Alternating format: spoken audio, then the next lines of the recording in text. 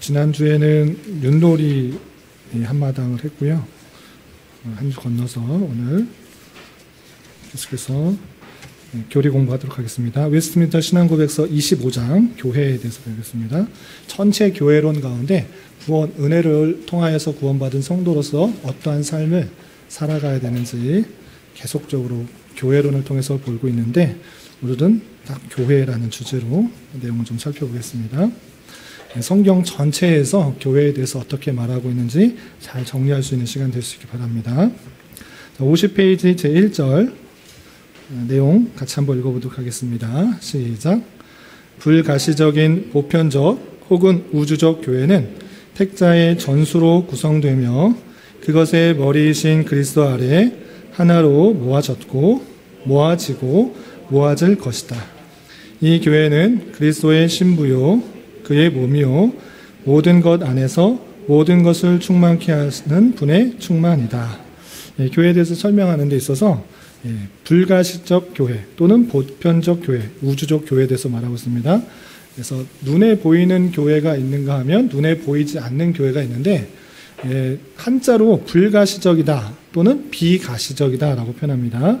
그래서 불가시적 교회 또는 비가시적 교회 또는 보이지 않는 교회라고도 표현하고, 다른 표현으로는 보편적 교회, 우주적 교회라고 하는데, 영어로 하면 카톨릭 처치, 유니버설 처치라고 합니다. 그래서 카톨릭이라는 말을 천주교에서 사용하기 때문에 오해할 수 있는데, 원래적으로는 보편적 하나의 교회를 카톨릭 처치다라고 표현하는 것입니다. 그것은 이제 천주교가 먼저 써서 우리가 쓰는 것이 조금 오해될 수 있게 되었는데, 원래적으로는 하나의 교회, 비가시적인 그 교회를 말할 때는 카톨릭 처치라고 표현하는 것입니다. 그 교회가 어떻게 구성되는가라고 할 때 택자의 전체 수로 구성된다라고 했습니다. 택함을 받은 자, 하나님께서 택한 자가 있는 것이고 그거의 전체 수로 구성된다라고 표현하고 있습니다. 그것은 머리이신 그리스도 아래에 하나로 이전에 모아졌고 구약시대에도 분명히 있고 또 지금 현재도 모아지고 있고 앞으로도 계속 모아질 것입니다. 그러니까 하나님께서 택하신 백성들이 이전에도 있고 지금도 있고 앞으로도 있는데, 그 전체, 과거와 현재와 미래, 그 전체 택함 받은 수 성도들을 교회라 한다. 건물이 아니라 성도들 전체의 수를 비가시적 교회, 보편적 교회, 우주적 교회로 표현한다는 것입니다. 여기가 정의고요.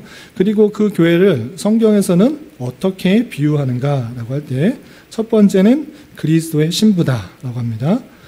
이것은 요한계시록 21장 2절과 9절에 있는 표현인데, 아시다시피 요한계시록을 잘 읽어보면 그 맨 마지막에 어린 양 대신 예수 그리스도가 결혼하는 듯한 그 모습으로 맞춰지게 됩니다. 그때 천사가 요한에게 어린 양의 신부를 보여주겠다라고 하면서 보여준 것이 거룩한 성인 것입니다. 거룩한 성 예루살렘인데 그것이 진짜 성이 아니라 성도들을 표현한 부분이다. 그래서 신부로 표현되고 있다. 그리스도의 신부, 어린 양의 신부로서 교회가 표현되고 있다는 것이고요. 또 예수 그리스도의 몸으로 많은 부분, 신약 성경의 많은 부분 몸으로 표현됐고, 또 모든 것 안에서 모든 것을 충만케 하시는 분의 충만이다 라고 표현되고 있는 것입니다. 여러 구절들이 있는데요, 다 찾아보지는 않고 두 구절만 보겠습니다. 첫 번째 에베소서 1장 22절부터 23절 밑에 있는 각주 첫 번째 거 같이 한번 읽어보겠습니다. 시작. 또 만물을 그의 발 아래 복종하게 하시고 그를 만물 위에 교회로 머리로 삼으셨느니라. 교회는 그의 몸이니 만물 안에서 만물을 충만하게 하시는 이의 충만함이니라. 첫 번째, 이 두 개가 다 복합적으로 설명되고 있는데요. 첫 번째는 교회는 그의 몸이다라고 표현했습니다. 그래서 그 본문에서 설명되고 있는 비유의 두 번째 거를 설명하고 있고, 또 세 번째 것도 함께 설명하고 있습니다. 모든 것 안에서 모든 것을 충만케 하시는 분의 충만이다. 그 내용이 에베소서 2장 23절에 있는 것을 있는데 그대로 인용하는 것을 볼 수 있습니다. 근데 이것을 예전에 한번 설명해 드렸는데 다시 한번 설명을 해 드려야 되겠죠? 이게 무슨 뜻이냐? 이게 도대체 알 듯 말 듯 하죠. 모든 것 안에서 모든 것을 충만하게 하시는 분의 충만이다.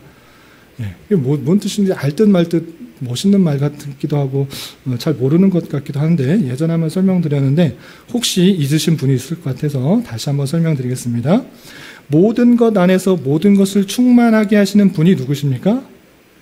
예, 예수 그리스도입니다. 예수 그리스도를 설명하는데 그 예수 그리스도는 뭐 하시는 분이신가를 설명한 것입니다. 모든 것 안에서 모든 것을 충만케 하시는 분, 그것이 예수 그리스도입니다. 그러니까 예수 그리스도는 이 세상 모든 것 안에서 모든 것 없는 곳에서 없는 것이 있지 않고 모든 것에 있는 것입니다. 그 안에서 충만케 하시는 분이십니다. 충만케 하신다라는 것은 그것에 채워져 있다. 아니 계시지 않는다. 이런 뜻입니다. 이해가 되시나요? 예전에 한번 비유를 했었는데 여기도 공기가 있고 저기도 공기가 있다는 것을 우리는 알잖아요.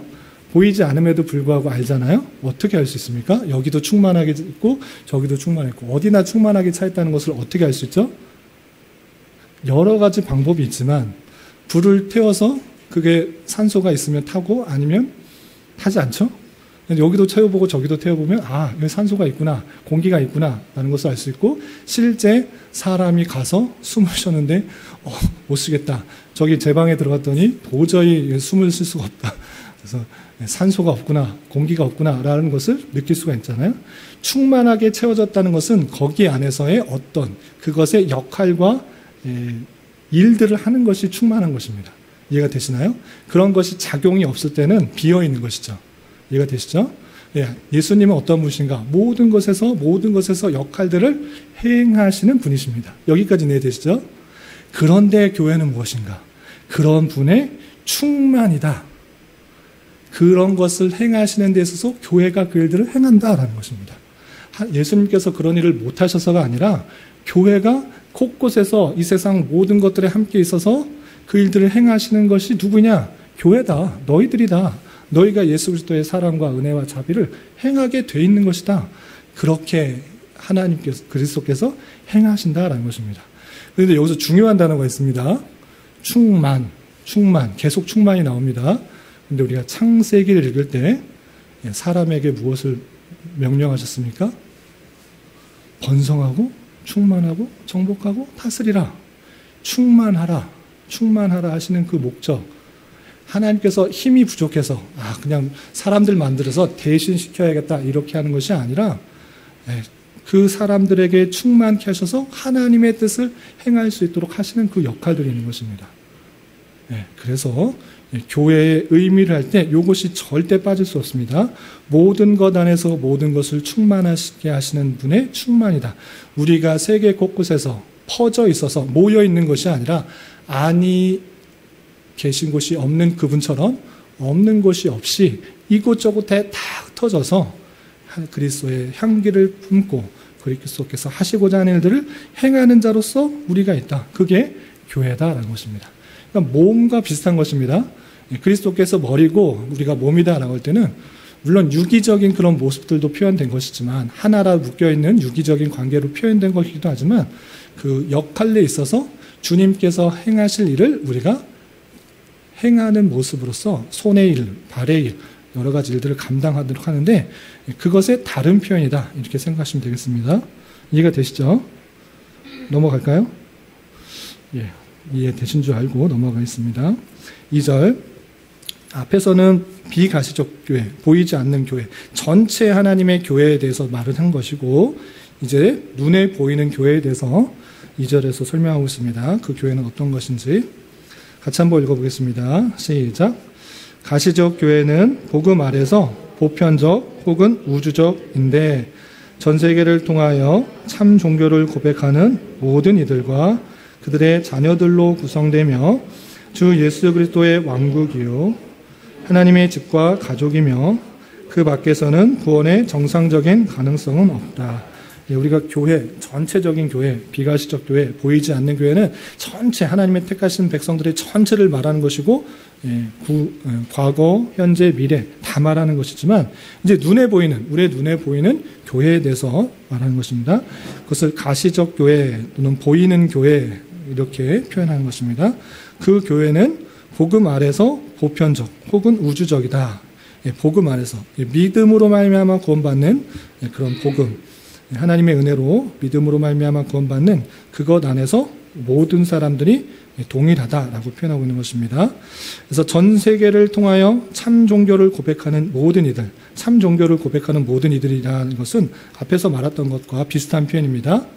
내가 다른 사람을 믿어서 구원받는 것이 아니라, 또는 내 힘과 내 능력과 내 의와 내 선을 통해서 구원받는 것이 아니라 오직 하나님의 은혜로 예수 그리스도를 믿음으로 구원받는 그 참된 고백을 하는 모든 이들이 가시적 교회고, 또 그들의 자녀들로 구성된다.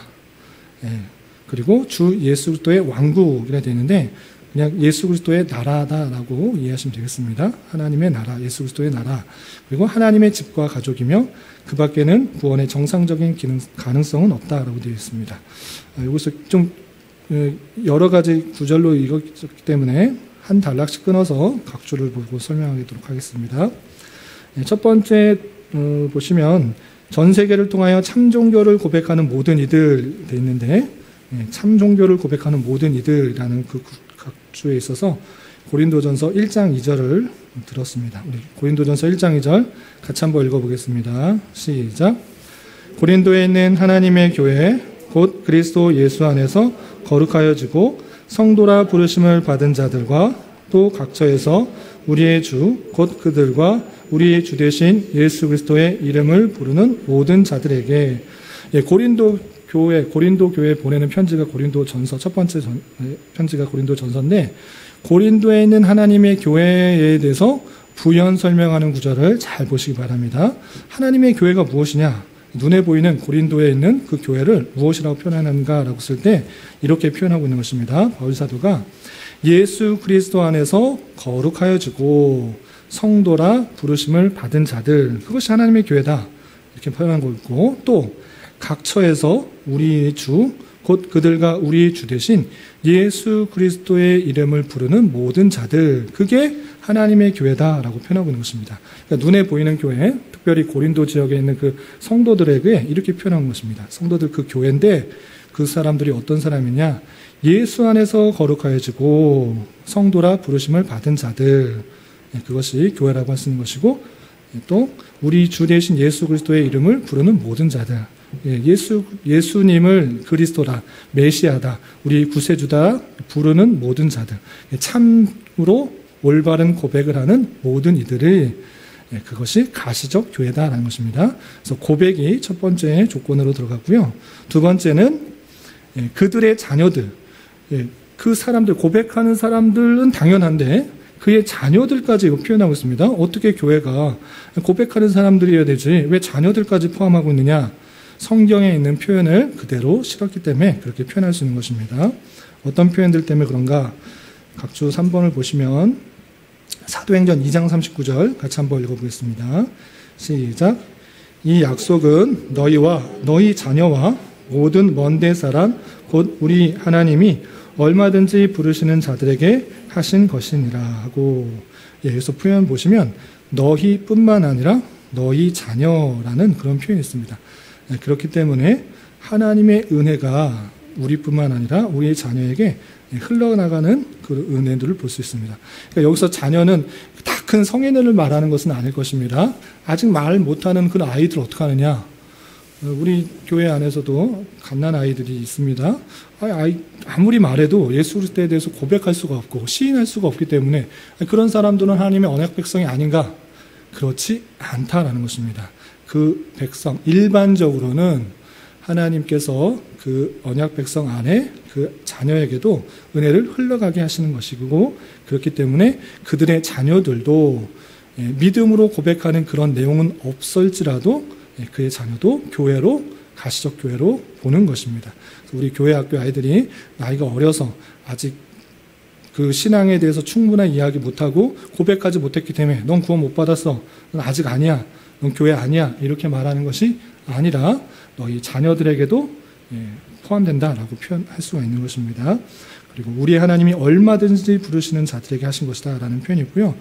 또 창세기 17장 7절에서도 내가 내 언약을 나와 너 및 대대 후손 사이에 세워서 영원한 언약을 삼고라는 그런 표현에 있어서 그 후손들도 함께 표현되는 그 모습을 보였습니다. 그래서 너희 자녀들도 가시적 교회 안에 포함될 수 있다라는 것입니다. 여기서 이 자녀들은 아까 말씀드린 것처럼 아직 어려서 자기의 신앙을 잘 고백할 수 없는 그런 자녀들도 표현된다라고 할 수 있는 것입니다.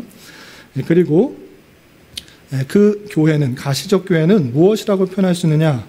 주 예수 그리스도의 왕국이다. 예수 그리스도의 나라다. 하나님의 나라다. 예수 그리스도의 나라다. 이렇게 표현할 수도 있다라는 것입니다. 완성된 하나님의 나라가 아니라 그것을 맛볼 수 있는 예수 그리스도의 나라다라고 교회를 표현할 수 있는 것입니다. 하나님의 말씀이 선포되고 그 말씀대로 통치되는 그런 모습들, 하나님께 영광을 돌리는 그 모습들이 앞으로 영원히 완성되어서 오게 될 그 천국의 모습을 조금이라도 맛볼 수 있는 그런 곳이다라고 생각할 수 있는 것입니다. 그냥 학자들이 하는 얘기가 아니라 성경의 비슷한 표현 때문에 그런 것입니다. 우리 이사야 9장 7절 말씀 같이 한번 읽어보겠습니다. 시작. 그 정사와 평강의 더함이 무궁하며 또 다윗의 왕자와 그의 나라에 군림하여 그 나라를 굳게 세우고 지금으로 영원히 정의와 공의로 그것을 보존할 것이라. 만군의 여호와의 열심히 이를 이루시리라. 그래서 다윗의 왕자와 그의 나라와의 군림할 것이며 그 나라를 굳게 세울 것이다 라는 그 표현이 예수 그리스도께서 오심으로 말미암아 이미 시작되었다라는 것입니다. 그래서 천국은 이미 시작되었으나 아직 완성되지 않은 그런 모습 가운데 있다라는 사실들을 잘 알아야 될 것이고, 그것이 어디서 잘 드러나느냐라고 할 때 교회 안에서 잘 드러난다는 것입니다. 하나님의 말씀으로 구원받은 백성들이 하나님을 찬양하고 하나님을 경배하며 하나님의 말씀에 따라 살아가는 그런 모습들이 드러나게 되는데, 그것이 완성되지 않은 그런 천국입니다. 물론 이 세상 모든 만물을 하나님께서 주관하시고 다스리고 역사하십니다. 그럼에도 불구하고 그 교회 안에서 하나님의 속성과 하나님의 다스리는 그 나라가 더욱더 잘 드러나는 것입니다. 그렇게 이해하시면 되겠습니다. 또 어떤 표현들이 성경에 있느냐? 5번 보시면 하나님의 집과 가족이며 라는 것이 있습니다. 그리고 하나 말씀드릴 것은, 여기 교환에 싫다 보니까 각주들이 많이 생략되고 싫지 못했는데 더 추가적인 것들이 있다라는 것을 염두에 두시면 좋겠습니다. 근데 하나하나 다 살피면 시간도 제한이 되어서 가장 적합하고 도움이 될 것들만 실었다 이렇게 생각하시면 되겠습니다. 그래서 각주 4번에 또 관련 구절로서는 마태복음 13장 47절 있는데 나중에 좀 참고해 보시기 바랍니다. 그리고 하나님의 집과 가족이다라는 표현, 각주 5번을 보겠습니다. 에베소서 2장 19절 말씀 같이 한번 읽어보겠습니다. 시작. 그러므로 이제부터 너희는 외인도 아니요 나그네도 아니요 오직 성도들과 동일한 시민이요 하나님의 권속이라. 에베소서에 있어서 아주 중요한 구절 중에 하나입니다. 구원받은 백성으로서 어떤 우리는 성도인가라고 할 때, 에베소 성도로서는 유대인은 아니지만 하나님의 권속이다. 또 외인도 아니고 나그네 아니고 똑같이 성도들과 동일한 시민이요 하나님의 권속, 하나님의 가족이다라고 표현하고 있습니다. 그래서 모양과 다르고 생김새도 다르고 성격도 다르고 또 생각하는 것도 다른 모습이지만 하나님의 가족이다라고 생각하시는 것이 중요합니다. 그래서 저와 여러분들 몇 번 강조한 것처럼 저와 여러분들은 함께 주님 안에서 가족이 되었다 생각하시면서, 가족이기 때문에 형제의 또 자매의 여러 가지 연약한 부분들, 그런 것을 있을 때 이해해주고 참아줄 수 있는 것입니다. 그것을 지적하는 사람들은 외인일 것입니다. 너 똑바로 해야지. 왜 그렇게 하느냐. 자기 자녀에게도 또 자기 형제에게도 부모에게도 잘못한 것 같고 시시콜콜 따지고 물어서 그것을 옳고 그런 것을 잡아내기보다는 이해할 수 있는 마음들, 참아줄 수 있는 마음, 기도할 수 있는 마음, 그런 마음들을 품는 것이 가족의 먼저 되는 모습입니다. 그렇다고 다 용서해주고 다 이런 것이 아니라 그 가족 안에서의 관계들을 생각하면서 그들이 바로 될 수 있도록, 바로 잡을 수 있도록 신경을 써주는 것, 기도해주는 것, 말씀을 바로 자라갈 수 있도록 하는 것, 참고 그들을 위해서 기도해 주는 것이 가족의 자세다 생각하면서 우리 교회가 그런 일들을 감동해야 된다는 것입니다. 그리고 빠져 있는데 하나님의 집이다라는 표현 어디 있죠? 혹시 아시는 분 계시나요? 하나님의 집이다. 디모데전서 3장 15절에 있습니다. 내 집은 하나님의 집이요 진리의 기둥과 터다, 이런 표현이 있습니다. 그것이 디모데에게 보내는 그 목회 서신 중에 교회에 대해서 이렇게 하나님의 집이다라고 표현되고 있습니다. 그것뿐만 아니라 진리의 기둥과 터다. 교회가 무엇 해야 되느냐? 진리를 붙드는 가장 중심이 되어야 된다. 핵심이 되어야 된다. 그 터가 되어야 된다라고 하고 있습니다. 교회의 여러 가지 사명 중에서 진리의 말씀을 잘 붙들고 기둥이 되어서 지켜 보조하는 일들을 감당해야 될 것을 표현하고 있는 것입니다. 그래서 그 비유 중에 하나님의 집이다라는 표현이 디모데전서 3장 15절에 있다는 것을 참고로 기록해 놓으시기 바랍니다. 그리고 마지막, 교회 밖에서는 구원의 정상적인 가능은 없다. 이 무슨 뜻인가? 교회 안에서만 구원이 있다라는 것인가? 일단 사도행전 2장 47절 말씀 같이 한번 읽어보겠습니다. 시작.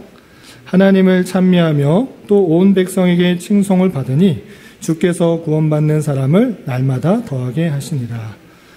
그 밖에서, 가시적인 교회 밖에서는 구원의 정상적인 가능성이 없다라고 표현하고 있습니다. 그러니까 정상적인 가능성은 교회 안에서 구원받은 백성들이 드러난다라는 뜻입니다.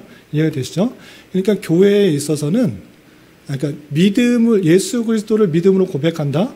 내가 정말 하나님의 은혜로 예수 그리스도를 내 구주로 믿고 그리스도로 믿고 구원받는 내 중보자로서 믿는다라고 했다면 그 고백이 실제라고 하면 교회 안에서 증명이 돼야 된다. 드러나야 된다는 것입니다.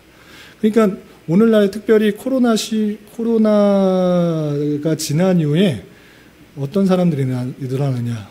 참신자인지 아닌자를 구별해 볼 수 있어야 되는데 그냥 사람 안 만나고 그냥 예배 실시간 틀어놓고 예배하고 헌금하고 찬송하고 너무 편하다. 너무 즐겁다. 그냥 그렇게 살면 되겠다. 이렇게 교훈받고 그 실제 삶을 살고 그러면 되지. 뭐 그렇게 굳이 교회에 나와서 사람 붙들고 또 마음도 안 맞는 사람도 봐야 되고 성격도 다른데 자꾸 부딪히는 것 같고 싫고 보기 싫고 나에게 참견하는 거 싫고 싫다. 그냥 실시간 예배 틀어놓고 예배하고 신앙생활하고 교훈받고 헌금하고 그냥 살아야겠다는 사람이 드러나고 있습니다. 그런데 교회가 나만 그렇게 은혜 받으면 되는 것인가? 그렇게 표현하고 있지 않다는 것입니다. 교회 안에서 참된 믿음을 고백할 때 함께 모이도록 하고 함께 교회를 이루도록 하신 것을 볼 수 있습니다. 사도행전 2장 47절에서도 하나님의 은혜로서 많은 사람들이 구원을 받게 되는데 날마다 더하여서 모여지는 그 모습을 볼 수 있습니다. 그러니까 교회는 그 성원들의 고백과 외면적인 순종에 의해서 눈에 보이는 형태로 드러나게 되었다는 것입니다. 그래서 정상적인 그런 가능성은 교회 안에서 그 믿음의 고백들을 확인하고 또 드러나고 그것을 통해서 나타나게 되어 있다는 것을 일반적인 정상적인 모습이다라고 표현하고 있는 것입니다.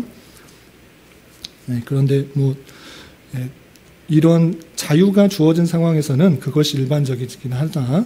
아주 특별히 예외적인 상황도 있을 수 있겠습니다. 예를 들어서 핍박을 받는 그런 상황들, 공산주의 정권 아래, 사회주의 정권 아래 예수님을 믿는다고 핍박할 때 모일 수가 없게 되는 것입니다. 또한 이슬람권에서 예수님을 믿는다고 할 때, 개종한다고 할 때 그 믿음을 쉽게 드러내기는 쉽지 않습니다. 그럼에도 불구하고 일반적인 정상적인 그런 모습 속에서는 예수 그리스도를 구주로 믿는다고 했을 때는 그 믿음이 공적으로 인쳐져서 그 교회를 이루어서 모습들이 드러나야 된다. 이렇게 이해하시면 좋을 것 같습니다. 그리고 3절 계속해서 내용을 좀 읽어보도록 하겠습니다. 시작.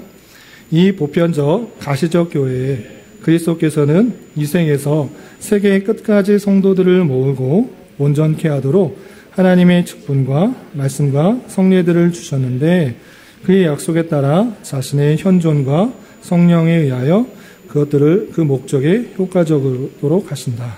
말씀이 좀 어렵습니다만 내용을 좀 끊어서 읽으면 쉽게 이해되리라 생각합니다. 이 보편적이고 가시적 교회, 그 교회에 하나님께서 어떻게 하시는가? 세계 끝까지 성도들을 모으고 온전케 하시도록 하신다라는 것입니다. 아까도 창세기의 내용을 통해서 아브라함에게 하신 약속, 이삭에게 하신 약속, 야곱에게 하신 약속, 그것들이 계속적으로 이루어지고 있는 현실인 것입니다. 세계에 아직도 하나님의 택하신 백성들이 있는데 그 백성들을 땅 끝까지 이르러, 세계의 끝까지 이르러 성도들을 모으도록 하시는 것이 하나님의 뜻이고, 그것을 우리가 수행하는 그리스도의 몸으로서 만물을 충만케 하신 자의 충만으로서의 역할들을 감당하도록 하신다라는 것입니다. 그런데 그 사명을 감당하도록 하기 위해서 어떻게 하시느냐? 하나님의 직분과 말씀과 성례들을 주셨다라는 것입니다. 그 내용을 먼저 끊어서 살펴보도록 하겠습니다. 우리 올해 표어에서도 함께 읽었던 말씀인데 에베소서 4장 11절 12절 말씀, 에베소서 4장 11절 12절 각주 7번의 두 번째입니다. 같이 한번 읽어보겠습니다. 시작. 그가 어떤 사람은 사도로, 어떤 사람은 선지자로, 어떤 사람은 복음 전하는 자로, 어떤 사람은 목사와 교사로 삼으셨으니 이는 성도를 온전하게 하여 봉사일을 하게 하며 그리스도의 몸을 세우려 하심이라. 어떤 사람은 사도, 선지자, 복음 전하는 자, 목사, 교사, 비상직분과 또 항존직에 대해서 설명하고 있는데, 여러 가지 직분을 만드신 이유가 무엇인가 라고 할 때 이것은 성도를 온전하게 하여 봉사의 일을 하게 하며 그리스도의 몸을 세우게 하려 하심이다 라고 표현하고 있습니다. 여러 직분들 주신 것, 하나님께서 직분을 주신 것은 성도를 온전하게 하여 봉사일, 하나님께서 주신 일들을 감당하도록 하는 것이다. 그러므로 말미암아 그리스도의 몸을 온전하게, 튼튼하게, 건강하게 세우게 되는 것이다. 어떤 사람들에게 있어서 믿음을 고백하고 있다고 하면 섬기는 일들을, 크고 작은 모두 다 큰 일들을 하는 것이 아니라 자기에게 맡겨주시는 적당한 믿음의 분량에 따라 섬기는 것을 통하여서 주님의 몸의 교회가 더 잘 세워진다. 이렇게 하시는 말씀을 볼 수 있습니다. 그리고 앞에 마태복음 28장 19절부터 20절 말씀은 아주 유명한 구절이죠. 주님께서 부활하신 이후에 제자들에게 지상 명령을 허락하여 주신 것인데, 하나님께서 그렇게 못하셔서가 아니라 그 일들을 참여하도록 하신 것입니다. 아버지와 아들과 성령의 이름으로 세례를 베풀고 너희에게 분부한 모든 것을 가르쳐 지키게 하라. 내가 세상 끝날까지 너희와 항상 함께 하시리라. 그래서 너희 가서 모든 민족을 제자 삼아 아버지와 아들과 성령의 이름으로 세례를 베풀고 분부한 모든 것을 가르쳐 지키게 하는 것이 교회의 사명이고 우리가 감당해야 될 이런 사명이다 라는 사실들을 하는 것입니다. 그것을 감당하기 위해서 직분을 주셨다. 이렇게 보시면 되시고, 그리고 말씀과 성례에 대한 부분도 여러 부분 있지만 고린도전서 12장 23절 또 이사야 59장 21절 참조해 보시면 그런 것을 주셨다는 것들을 좀 알 수 있으니까 참고해 주시기 바랍니다. 그리고 네 번째 4절 한번 같이 읽어보도록 하겠습니다. 시작. 이 보편적 교회에 식별되는 정도가 어떤 때에는 더하기도 하고 어떤 때에는 덜하기도 하였다. 그것의 지체인 개교회들은 다음에 따라서 보다 더 순수하거나 보다 덜 순수한데, 복음의 교리가 가르쳐지고 받아들여지는 것과 성례가 시행되는 것과 공적 예배가 수행되는 것이 그들 가운데 얼마나 순수하게 수행되느냐에 따른다. 보편적 교회, 눈에 보이는 그런 식별되는 그런 교회들이 어떤 때는 뚜렷하게도 드러나지만 그렇지 않을 때도 있다라는 것입니다. 먼저 로마서 11장 3절 4절 같이 한번 읽어보겠습니다. 시작. 주여, 그들이 주의 선지자들을 죽였으며 주의 제자들을 헐어버렸고 나만 남았는데 내 목숨도 찾나이다 하니, 그에게 하신 대답이 무엇이냐? 내가 나를 위하여 바알에게 무릎 꿇지 아니한 사람 7,000명을 남겨두었다 하셨으니, 엘리야의 그 갈멜산에서 기도했을 때 바알에게 무릎 꿇지 않은 사람 7,000명을 남겨두었다. 그것을 로마서에도 인용해서 표현한 것입니다. 내 눈에 볼 때는 정말 믿는 사람 하나 보이지 않는데 하나님께서는 보이지 않는 7,000명의 사람들을 주었다 라고 표현하고 있는 것입니다. 그렇게 눈에 보이진 않지만 하나님의 택하신 백성들이 있다라는 것들을 통해서 어떤 때는 그 식별 정도가 잘 보이기도 하고 정말 하나도 없는 것 같은 그런 모습으로 드러나기도 한다라는 것입니다.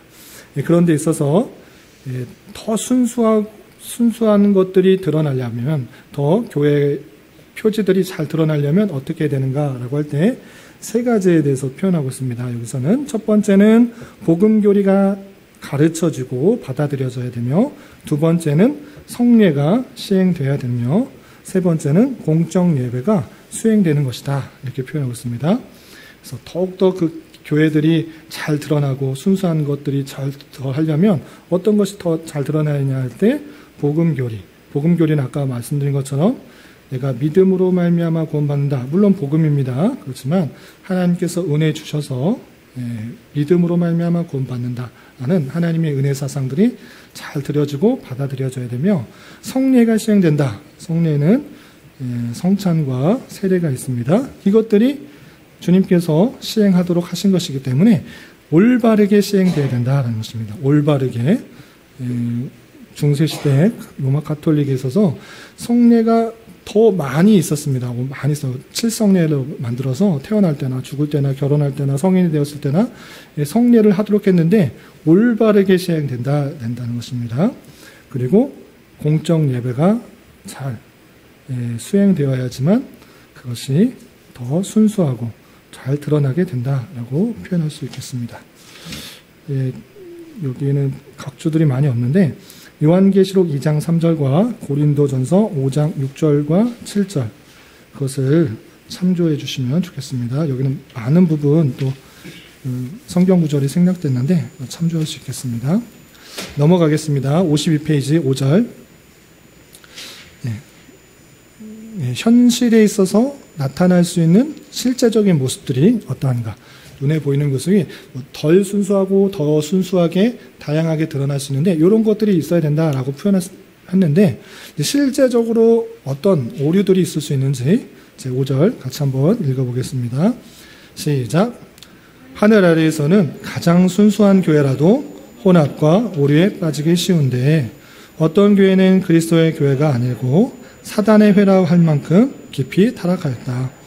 그럼에도 땅 위에는 언제나 하나님의 뜻을 따라 그를 예배하는 교회가 있을 것이다. 실제적으로 그런 것들이 잘 드러나게 오고 눈에 잘 안 보일 수도 있고 등등 있는데 또 혼합과 오류에 빠지기 쉽다. 하늘 안에서. 이 땅에서는 정말 그런 것이 교회가 될 수도 있다. 순수한 교회도 그렇게 빠지기 쉽다라는 것입니다. 어떤 표현들 때문에 그렇게 표현할 수 있는가? 마태복음 13장 24절부터 30절까지, 그리고 여긴 표현되지 않는데 고린도전서 13장 2절, 요한계시록 2장 3절 이들이 관련 구절입니다. 마태복음 13장 24절부터 30절 우리 교환에 있는 내용만 함께 살펴보겠습니다. 시작. 예수께서 그들 앞에 또 비유를 들어 이르시되 천국은 좋은 씨를 제밭에 뿌린 사람과 같으니 사람들이 잘 때에 그 원수가 와서 곡식 가운데 가라지를 엎뿌리고 갔더니 싹이 나고 결실할 때에 가라지도 보이거늘 집주인의 종들이 와서 말하되 주여 밭에 좋은 씨를 뿌리지 아니하였나이까? 그런데 가라지가 어디서 생겼나이까? 주인이 이르되 원수가 이렇게 하였구나.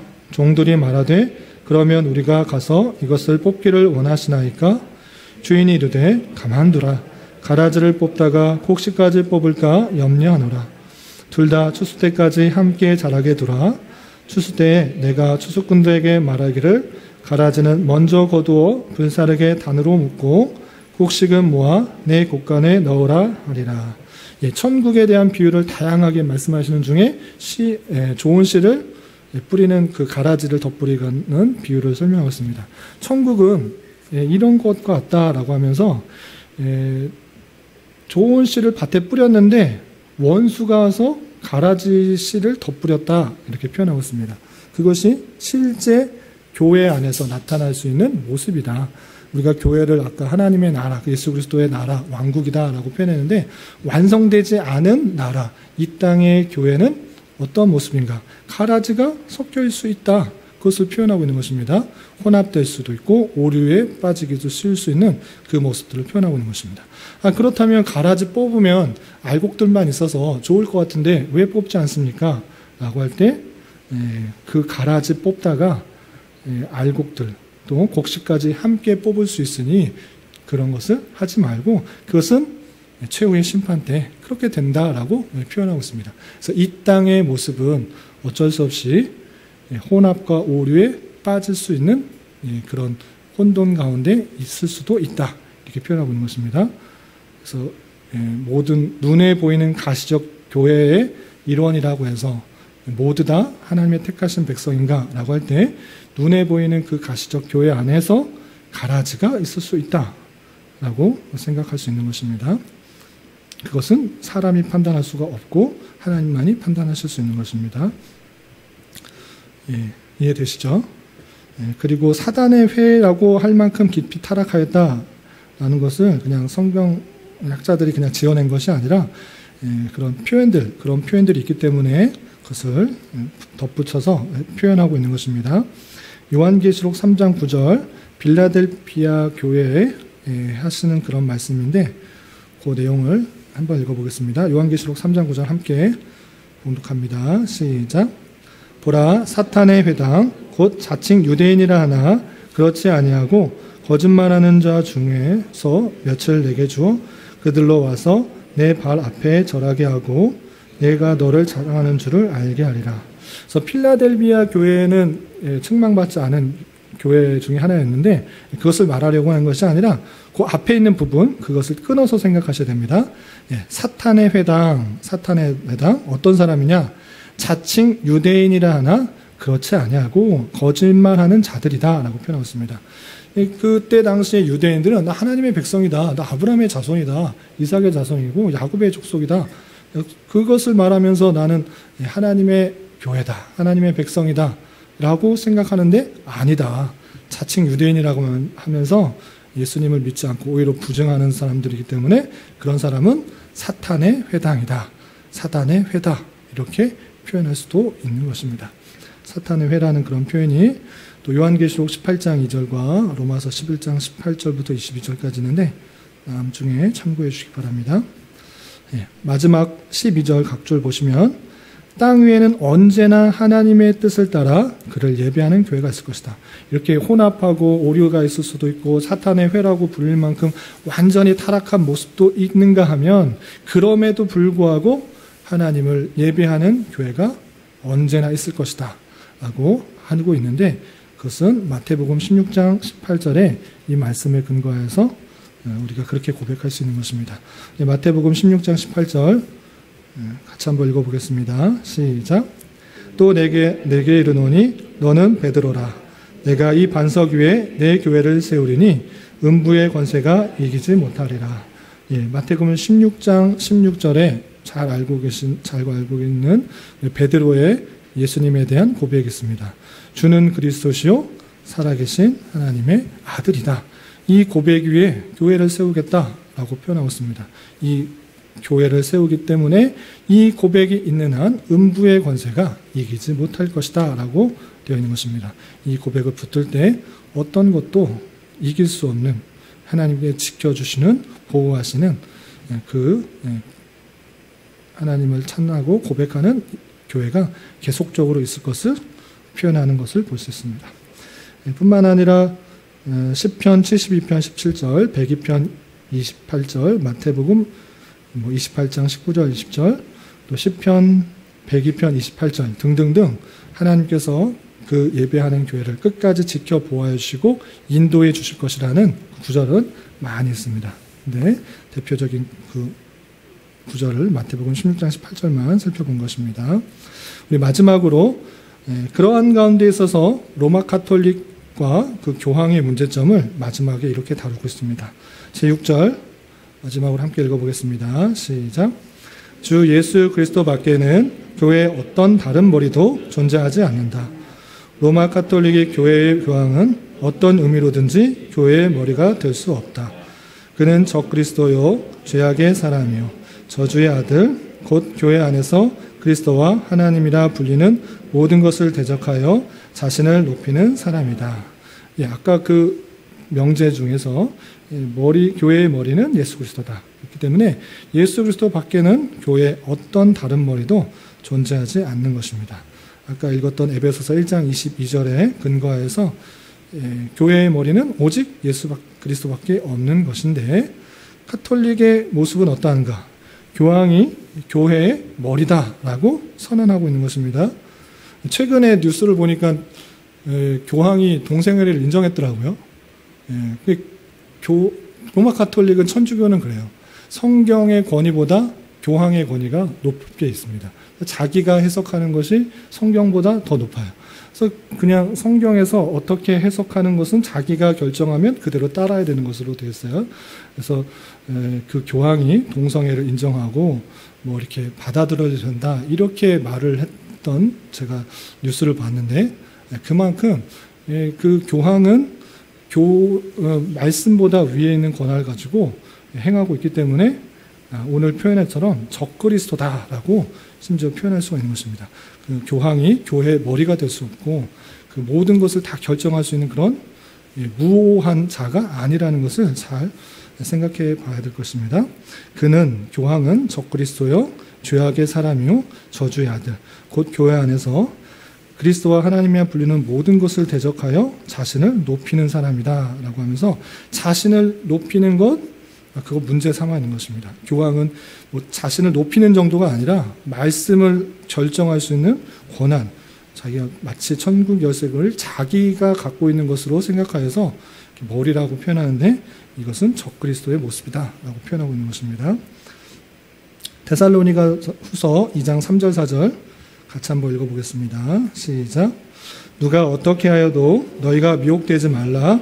먼저 배교하는 일이 있고 절 불법의 사람 곧 멸망의 아들이 나타나기 전에는 그날이 이르지 아니하리니 그는 대적하는 자라 신이라고 불리는 모든 것과 숭배함을 받는 것에 대항하여 그 위에 자기를 높이고 성전에 앉아 자기를 하나님이라고 내세우느니라.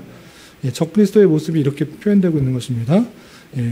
자신이 신이라고 불리는 모든 것과 숭배함을 받는 것에 대항하여 그 위에 자기를 높이고 하나님의 성전 안에 앉아 자기를 하나님이라고 내세우는 것, 그것이 적그리스도 사람이고 불법의 사람들인데 그런 것이 계속적으로 나타날 것을 경고하고 있는 모습을 볼 수 있습니다.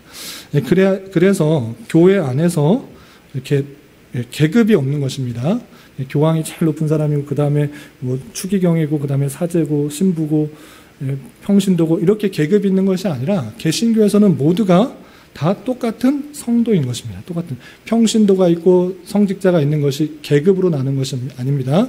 특별히 개혁교에서는 평신도라는 말을 쓰지 않습니다. 왜? 카톨릭에서 평신도와 사제를 나누고 있기 때문에 그런 말을 피하기 위해서 평신도라는 표현을 쓰지 않는 것이 좋습니다. 왜냐하면 목사님은 성직자고 우리는 평신도다 이렇게 구분되는 것이 아니고 모두 다 성도인 것입니다. 하나님의 거룩한 성도입니다.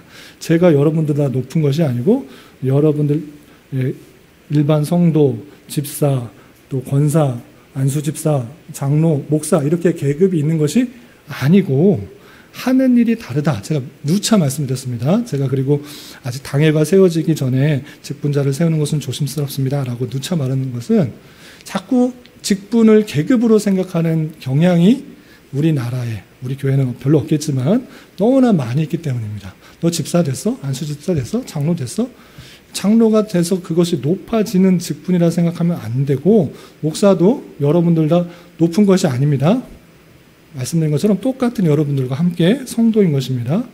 그럼 목사는 어떤 권한이 있느냐? 말씀을 수종드는 하나님의 말씀을 먼저 살피고 신학적으로 점검하여서 알려주는 역할을 하는 것이지 제가 여러분들보다 높은 직위에 있는 것은 아닙니다. 직위에 있다고 생각할 때부터 문제가 생각합니다. 말씀의 권한이 높아 있는 것이지 제가 여러분들의 목사의 직분이 여러분들보다 높아 있는 것 아닙니다. 장로도 권사도 집사도 마찬가지입니다. 하는 역할의 일이 다르다. 이것을 늘 생각해야 되는 것입니다. 그런 것이 깨지지 않으면 어떻게 성도가 목사에게, 또 장로가 집사가 장로에게, 권사가 목사에게 이런 식으로 그 직분의 높낮이를 타면서 어떻게 그럴 수 있느냐라고 말하는데, 그런 건 아니고 모두가 성도이고 아까 말씀드린 것처럼 하나님의 일들을 감당하는 데 있어서 직분을 주신 것입니다. 말씀을 전하는 사람, 또 교회를 전체적으로 다스릴 사람, 그리고 구제와 또 헌금 봉사하는 일들, 이런 일들을 하도록 그 직분을 주신 것입니다. 직분이 영원한 항존직인 것이지 그 사람이 영원하다 이렇게 말하는 것은 아닙니다. 그래서 항존직이란 말과 그리고 비상직이라는 표현이 있는데, 비상직이라는 것은 사도시대에 복음을 전하는 것이나 아까 말한 것처럼 여러 가지 그때 당시에 해야 될 임시직들이 있었던 것입니다. 비상으로 주신 에베소서 4장 어디죠? 11절, 12절. 어떤 사람 사도로 주시고 선지자로 주시고, 이런 사람들은 오늘날에도 사도가 있다, 오늘날에도 선지자가 있다 이렇게 말하면 안 됩니다. 그때 당시에만 비상시로 항상 있지 않는 그런 비상으로 주신 직분이고, 오늘날에서는 목사와 교사, 집사 이것을 주신 것입니다. 근데 목사는 장로와 목사로 나눌 수 있는데, 이런 직분들을 주셔서 교회를 잘 세워가도록 주님의 일들을 하도록 한 것이지, 목사가 높다? 이거 아닙니다. 하는 일들이 다른 일들인 것이고, 제 선포되는 그 말씀이 진리에 합당할 때 그 말씀의 권위가 있고 그 말씀만이 높아지는 자리에 있는 것입니다. 그래서 특별히 교황은 자기가 교회 그 성경을 다 해석하고 판단할 수 있는 것처럼 행동하며 교회의 머리다라고 표현하는 것은 아주 적그리스도의 전형적인 모습이다 라고 생각하시면 되고, 그 사람들 욕하는 데 그치는 것이 아니라 우리 또한 내가 집사니까 또는 장로니까 권사니까 목사니까 누구보다 높다 이렇게 생각하는 것이 아니라, 어떤 직분을 받았으면, 어떤 일을 섬기는 일을 받았으면 낮아져서 종의 모습으로 예수님께서 제자들의 발을 닦아주신 것처럼 낮아지는 모습으로 있는 것이다. 주님께서 섬기러 오신 것처럼 우리도 섬기는 자, 낮아지는 자, 그것을 통해서 주님의 교회가 올바르게 선다, 이 사실들을 잘 깨달아야 될 것입니다. 교회에 대해서 대충 정리되셨죠? 그리고 여기선 표현되지 않는데 다른 표현도 있습니다. 보이는 교회, 보이지 않는 교회. 보이는 교회에서는 물론 가라지도 있다라는 것까지 하고 교회의 역할들, 또 직분들 이런 것들을 설명했는데, 다른 표현으로는 교회는 싸우는 교회와 전투하는 교회와 승리한 교회 이렇게 나누기도 합니다. 싸우는 교회는 뭘 뜻할까요? 이 땅에서 교회, 계속적으로 전투하고 영적 전투하고 나아가는 그 교회를 싸우는 교회, 전투하는 교회로 표현하고, 승리하는 교회는 이제 그 모든 것을 끝내서 주님께로 갔을 때 이제 승리하였다라고 해서 승리한 교회로 표현하기도 합니다. 다양한 신학자들에서 그렇게 표현하는데, 일반적으로 보이지 않는 교회, 보편적 교회, 그리고 가시적 교회 이렇게 나눠서, 가시적 교회에 또 여러 가지 현실적으로 나타나는 문제들과 또 해야 될 일들을 잘 정리하면 되겠습니다. 그러면 53페이지 이해를 위한 질문과 나눔과 적용을 위한 질문을 하고 마치겠습니다. 첫 번째, 보편적 교회 혹은 우주적 교회는 어떻게 구성됩니까? 택자의 전수, 하나님께서 택하신 사람들의 전체 숫자입니다. 이미 왔고 현재 있고 앞으로 올 그 전체 수, 그 전체수가 보편적 교회, 카톨릭 처치, 유니버설 처치라고 표현된다는 것입니다. 2번, 교회는 어떤 것으로 비유될 수 있습니까? 어떤 것이죠? 그리스도의 신부, 그의 몸, 모든 것 안에서 모든 것을 충만케 하시는 분의 충만. 우리가 충만, 그게 하시는 분이신데 우리가 그 충만의 일들을 행하는 일들을 감당하는 것이다라는 것입니다. 3번, 교회 밖에서, 가시적 교회 밖에서 구원의 정상적인 가능성이 있습니까? 있습니까? 없다. 그 말의 의미는 무엇입니까? 예수 그리스도를 믿는 믿음을 고백하는 자는 가시적 교회이므로 그 고백을 통해서 구원을 확인하고 점검될 수 있다라는 그런 뜻입니다.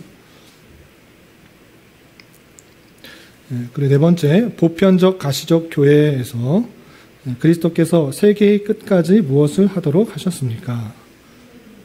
성도들 모으고 온전케 하도록 하나님의 직분과 말씀과 성례들을 행하도록 하셨다. 성도들을 모은다라는 표현이 전도, 선교로 표현될 수가 있고요. 온전케 하도록 한다라는 것은 권징과 또 교훈, 교육 훈련이 되겠습니다. 하나님 말씀, 성경 공부하는 것, 온전케 하는 것이고 또 그것에 그치는 것이 아니라 권징을 통하여서 올바르게 하는 것이 또 온전케 하는 일들인 것입니다. 마태복음 28장 19절 20절에 잘 드러나고 있고요. 자, 5번, 보편적 교회가 무엇에 따라 순수하거나 덜 순수하게 식별될 수 있습니까? 복음교리가 가르쳐지고 받아들여지는 것과 성례가 시행되는 것과 공적 예배가 수행되는 것들을 통해 확인될 수 있다였습니다. 그래서 교회가 잘못하면 성경 말씀을 읽으면서 윤리적인 내용, 교훈적인 내용 또는 복받는 비결 이런 것으로만 그쳐질 수도 있는 위험성이 있습니다. 물론 그런 구절도 많이 있는데 그것에서 그치는 것이 아니라 성경의 핵심 내용은 예수 그리스도의 사랑 또 하나님의 주권 가운데 은혜로서 구원받는 모든 내용들이 담겨 있는 것입니다. 그래서 예수 그리스도에 대한 복음 교리가 항상 선포되어야 될 것이고 또 받아들여지는 내용도 있어야 될 것이고 성례가 시행되어야 됩니다. 성례가 올바르게 하나님께서 주신 말씀 안에서 성찬과 그다음에 세례가 시행될 수 있도록 계속적으로 행해야 될 것이고 공적 예배가 바르게 말씀 안에서 시행되어야 된다. 이런 것을 통해서 더 순수하게 잘 드러나게 된다는 것입니다. 그래서 우리 교회가 이런 것들을 더욱더 힘써서 해가고 있는 것입니다. 6번, 하늘 아래에서는 가장 순수한 교회라도 어떻게 되기 쉽습니까? 혼합과 오류에 빠지기 쉽다. 그것이 이제 어쩔 수 없는 현실인 것입니다. 그래서 심지어는 어떤 교회는 그리스도의 교회가 아니라 사단의 회라고 불릴 정도로 타락하기도 쉽다. 그러니까 그렇게 되지 않도록 더욱더 힘써야 된다. 그런 것입니다. 그리고 그런 가능성이 노출되어 있는 줄 알아 더욱더 진리의 말씀으로, 기둥으로, 터로서 역할들을 잘 감당하기 힘써야 되는 것입니다. 우리나라의 교회 많은 부분에 있어서 이단들로 빠지게 되는데 난 이단에 가고 싶다라고 해서 가는 사람이 없었을 것입니다. 그러나 진리의 말씀을 자로 배우고 붙들고 있지 못하기 때문에 이단의 유혹과 미혹에 많이 빠져서 수많은 사람들이 다양한 이단에 빠져 있는 것을 보게 됩니다. 안타깝게 여기면서 우리 교회라도 바른 진리의 말씀을 잘 붙듣고 교리의 내용들을 잘 깨달아서 그런 이단들에 대해서 구별할 수 있고 하나님의 진리의 말씀의 기둥과 터로스의 역할들을 잘 감당하도록 힘써야 되겠습니다. 7번, 예수 그리스도의 밖에는 교회의 어떤 다른 머리도 존재하지 않는다는 말씀에 비추어 볼 때 로마 카톨릭 교회의 교황은 어떤 문제가 있습니까? 자신을 뭐라고 하죠? 교회의 머리라고 하고 또 교회 안에서 그리스도와 하나님이라 불리는 모든 것을 대적하여 자신을 높이는 사람이다. 그렇기 때문에 문제가 있다. 적 그리스도다라고 표현할 수 있겠습니다. 그래서 교회 안에서는 모두가 동일하게 하나님의 가족이다. 하나님의 가족이다. 권속이다. 이 생각들을 가지며 연약하고 힘들어 있는 지체에게 더욱더 도움을 주고 또 위로하고 격려해서 바르게 나아갈 수 있도록 힘써주는 것이 필요하다라고 할 수 있겠습니다. 특별히 우리 주변에 그런 도움이 필요한 사람들은 없는지 되돌아보면서 따뜻한 말 한마디와 격려와 또 손길들이 힘이 될 줄 믿습니다. 그런 것들 잘 감당할 수 있기 바랍니다. 나눔과 적용을 위한 질문 잠깐 해보고 마치겠습니다. 1번, 이 땅의 참교회와 그렇지 않은 교회를 어떻게 구분할 수 있습니까? 교회의 표지를 묻는 그런 질문인데요. 교회의 표지가 무엇인지 혹시 아시는 분 있으신가요? 교회가 어떤 것, 네? 예, 말씀 성리의 권징. 말씀이 온전히 선포되는가, 복음이 온전히 선포되는가, 그리고 성례가 친실하게 그 두 가지 성례가 많다, 좋다 이것이 아니라 성례가 바르게 말씀 안에서 시행되고 있는가를 봐야 된다라고 표현하고 있고, 마지막 한 개는 권징입니다. 권징. 교회가 아까 온전하게 하도록 다스리도록 가르쳐 지키게 하라라고 했을 때, 물론 말씀을 선포해서 잘 지키고 그 뜻대로 잘 살아가면 다 그렇게 만든다면 좋지만 그렇지 않은 경우도 많이 있는 것입니다. 그래서 디사이플, 훈련시키고 연단시키고 바로잡는 역할들을 교회가 권징을 통해서 하는 것입니다. 그런데 장로교회에서는 권징을 한 사람에 의해서 하는 것이 아니라 당회 안에서 치리회를 구성하여서 하도록 되어 있는 것입니다. 우리 교회가 말씀과 성례가 잘 집행되고 또 권징을 할 수 있는 그런 치리회가, 당회가 잘 구성될 수 있는 교회가 될 수 있도록 함께 힘써주시고 함께 노력해주시고 그것을 바라야 되는 것입니다. 2번, 이 땅에 있는 교회의 사명과 목표는 무엇이 되어야 하겠습니까? 이것은 좀 다양할 수도 있겠습니다. 혹시 원하시는 거, 기대하시는 거, 다양하게 이거는 목사님들마다 또 사명이 다르고 또 할 수 있는데, 하나님께서 우리에게 부탁해 주신, 말씀하신 것, 복음 전파와 그 말씀대로 순종하는 그런 사람들을 감당하기 위해서 힘써야 되는데, 특별히 저는 이제 교회를 개척하면서 교회가 정말 많다라는 것을 다시 한번 느끼면서 생각하는 것이, 저 많은 교회들 중에 하나님께서 찾으시는 교회가 됐으면 좋겠다, 하나님께서 원하시는 교회가 됐으면 좋겠다라고 꿈꾸면서 교회를 설립하게 됐습니다. 많은 교회들이 있지만 정말 하나님께서 기뻐하시는 교회가 될 수 있도록 저뿐만 아니라 여러분들이 하나님께서 원하시는 것들에 관심 갖고 힘쓰고 노력하여서 우리 교회 전체가 하나님께서 찾으시는 교회, 또 하나님께서 원하시는 교회로 잘 성장할 수 있기를 바라봅니다. 여기까지 교회에 대해서 간단하게 좀 살펴봤는데, 혹시 질문하실 거 있으신가요? 다 아시는 것이었나요?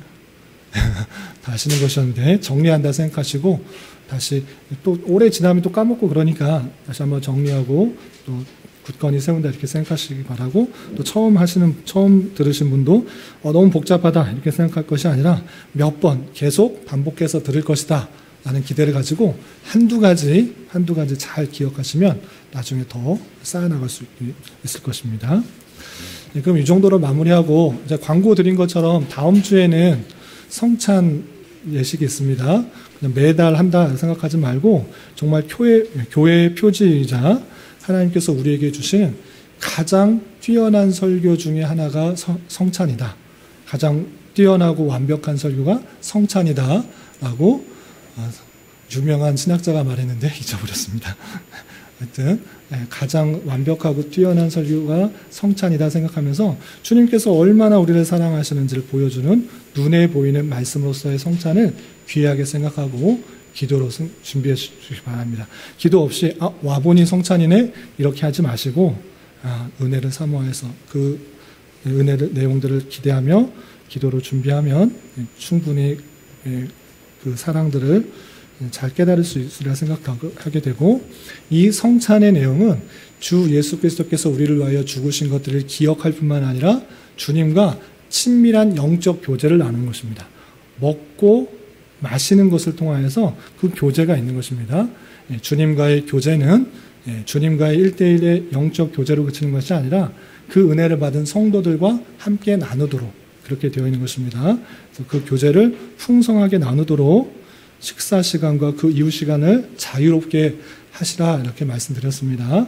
그래서 나름대로 남성도님들, 여성도님들의 계획이 있으신 것 같은데, 교회 재정상 많은 것들을 후원할 수는 없고 적당히 간식 정도는 후원할 수 있지 않을까 하는 생각을 합니다. 그리고 우리 조대현 성도님이 아까 그 남성님들 저기 산에 가실 때 자기가 무랑저수지에서 매운탕을 사시겠다 말을 주셨는데, 사시는 건지 돈을 걷어서 하시는 건지 아주 맛있는 매운탕집이 있다 하셨는데, 이렇게 적당하게 해서 성도 간의 깊은 교제와 나눔이 있도록 얘기를 해서 그냥 눈에 그냥 잠깐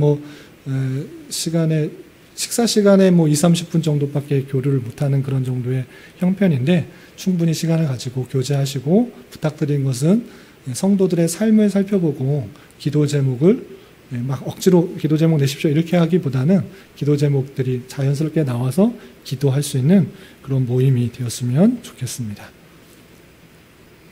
그래서 그런데 이제 2월 첫째 주에는 그 운영위원회 모임이 있잖아요. 그래서 몇 시에 모이는 것이 좋을까요? 2시 반 아니면 3시? 우리 몇 시에 운영위원회 모임을 가지도록 광고를 하면 여러분들이 자유롭게 시간을 가지고 운영위원회 모임을 가질 수 있을까요? 미룰까요? 그냥 자유롭게 가지고 가죠. 너무 그 시간에 맞추다 보면 제대로 할 수 없을 것 같으니까 그럼 운영위원회를 한 주 미루도 괜찮습니까? 괜찮을까요? 그러면 운영위원회를 한 주 미루도록 그렇게 하겠습니다. 그래서 자유롭게 시간을 가지고 자유롭게 기도하고 마치는 걸로 파하시고 가시면 되겠습니다. 아시겠죠? 그리고 또 다양하게 저희 교회에 발걸음을 옮기시는 분들이 있는데 관심 가져주시고 또 잘 정착할 수 있도록 서로 힘써 주시면 좋겠고 잘 보이지 않는 성도들 위해서 기도해 주시면 감사하겠습니다. 기도하고 마치겠습니다. 하나님 아버지 감사합니다. 오늘 교리 공부를 통하여서 교회가 무엇인지 또 교회의 사명이 무엇인지 또는 현실적으로 이 땅에서 교회가 어떤 어려움들에 또 부딪힐 수 있게 되는지 살펴보았습니다. 하나님께서 창세 전에 저희를 택하여 주시고 하나님의 때에 예수 그리스도를 구주로 고백하여 믿음으로 구원받게 하신 그 놀라운 은혜에 늘 감사하며 찬송하게 하여 주시고 하나님께서 그 모든 계획 가운데 저희들을 하나님의 때에 부르셨으므로 저희를 통하여서 하실 일들이 있음을 기억하게 하여 주시고 나를 통하여서 이 세상에 충만하여서 그 충만을 하나님의 충만을 이룰 수 있는 저희들의 목표와 또 마음가짐이 될 수 있도록 주정하여 주시옵소서.